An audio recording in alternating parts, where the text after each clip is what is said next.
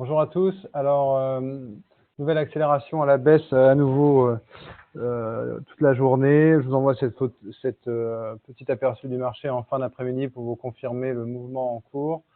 Bon, Eurodoll et pétrole, pas de grand changement. Je vais me focaliser sur ce qui se passe sur le blé tendre. Alors voilà, je vous avais montré ce support à 164 la semaine dernière quand on a franchi ce support. Là, on vient de le franchir à nouveau.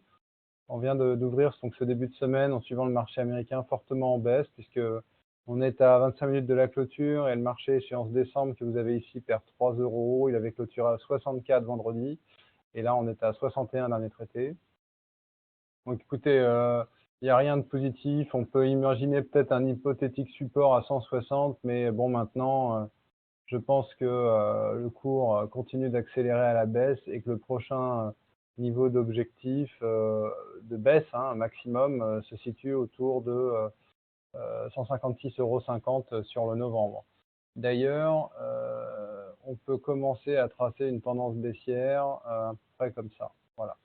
Donc on est en baisse et voilà, rendez-vous probablement un peu plus bas avec espérons quelques rebondissements, mais bon voilà, la tendance est confirmée.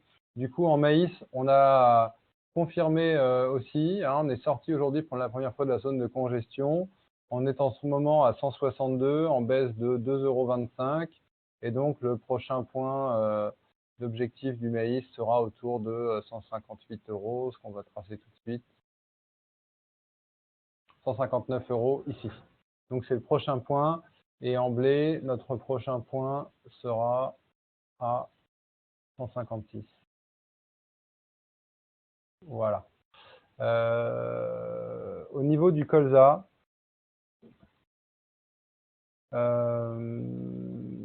marché relâche un petit peu. On est en train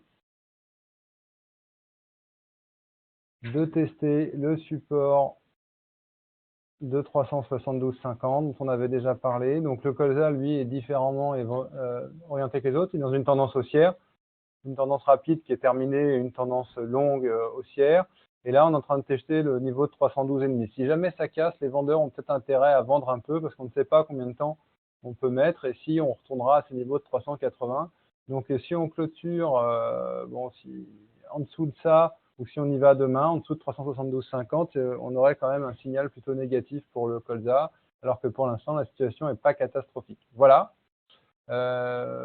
Soja, pas de nouvelles. Je vous avais prévenu quand on cassait le support à 3,28. On est maintenant à 321 et la baisse continue tranquillement en tourteau. Voilà, merci de m'avoir écouté et bonne soirée à tous.